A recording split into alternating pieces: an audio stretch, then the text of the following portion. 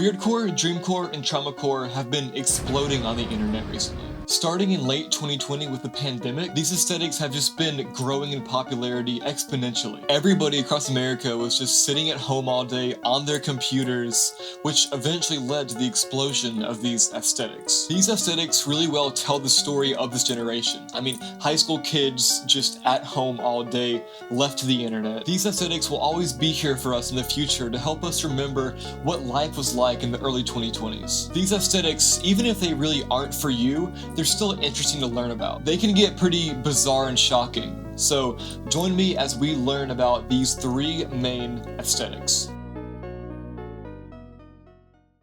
First, let's define what an aesthetic is. Basically, an aesthetic is the philosophy of beauty. So it means the study of why something is beautiful. So when a new aesthetic is made up, it literally means that there's a new kind of beauty. Whatever makes that specific aesthetic beautiful is fundamentally different from what makes anything else beautiful. That's why it can be hard to explain a new aesthetic to somebody who's never seen it before. It's like trying to explain what a color looks like to somebody who's colorblind. They've seen other examples of it, but whatever makes that thing fundamentally that thing, they can't comprehend. It's something inherently new to them. With all that being said, I'm gonna try my best to explain to you the three main internet aesthetics, starting with Weirdcore.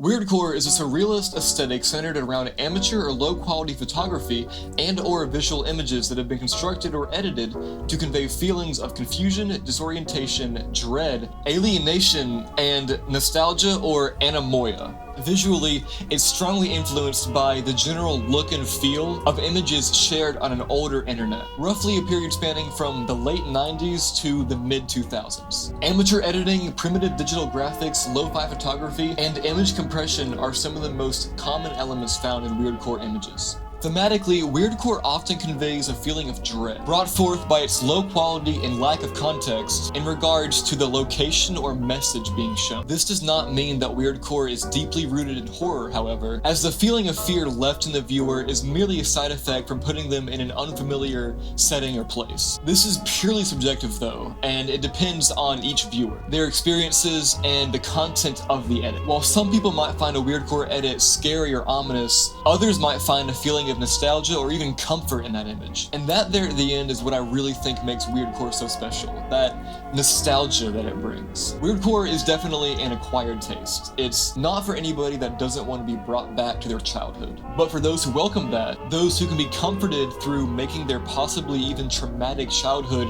a beautiful art form, Weirdcore is one of the best things ever created. As one of those people, I am extremely thankful for Weirdcore.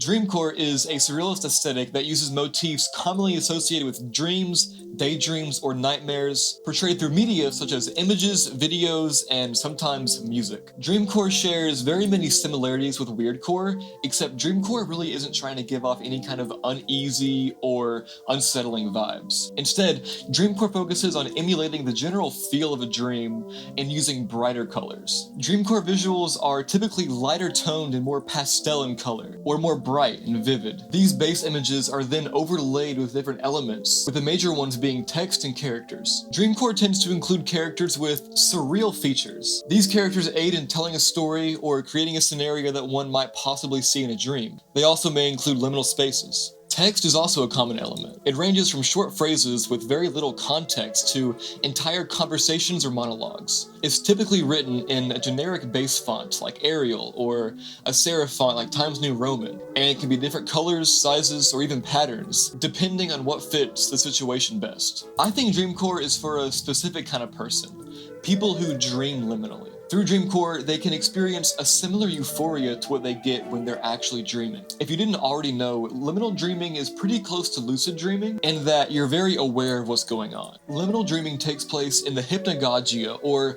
the hypnagogic period of your sleep, which is basically the period of your sleep where you're between being awake and being asleep. Some people, though, have a natural inclination in their brains to stay in this liminal dreaming space for longer periods of time during their sleep. In this state, you're acutely aware of all your surroundings. Any sounds, any lights, you know. For some reason, the effect of this is that your dream is a lot more like the real world. You won't have very crazy dreams, you'll have more kind of creepy ones almost. Ones that are a little bit more nostalgic or ominous. That's what makes Dreamcore and liminal dreaming so special and wistful.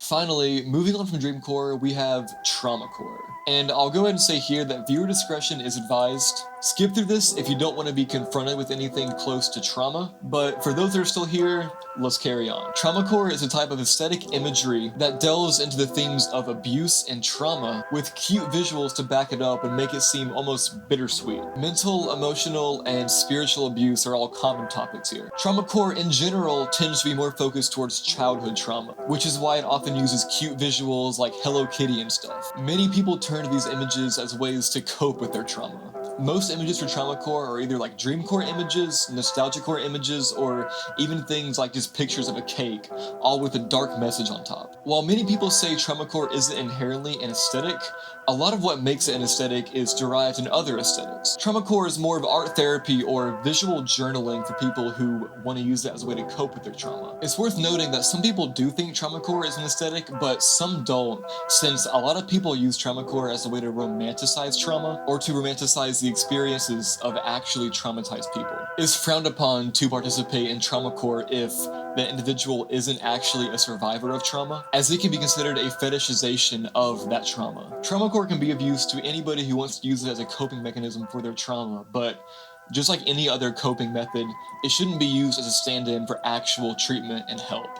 Many Traumacore edits have negative words or phrases in them. For example, I am broken, I will never be clean, you used me, rotten child, please stop, or you ruined me, which reflects on the creator/participant's feelings on themselves or the experience. Having a way of getting these thoughts out of your brain and onto paper, onto the computer, can be really helpful as it puts those feelings into a visual form that can be a lot easier to understand. I think Traumacore can be really dangerous, for sure, but if you're really careful about it and if you really think it might help you, I think it could mean the world of a difference to you. Like I said at the beginning, making trauma into Traumacore, making it into an aesthetic, makes it beautiful. It's a coping mechanism. All of these aesthetics are coping mechanisms of some kind. They're a way to make beautiful what otherwise would be painful or wistful. I personally am really so thankful for all these aesthetics. They definitely help me out, and if this video finds just one person who might start using these as a way to make them feel better, then I'll feel happy and accomplished. Thank you all for watching, and please have a great day.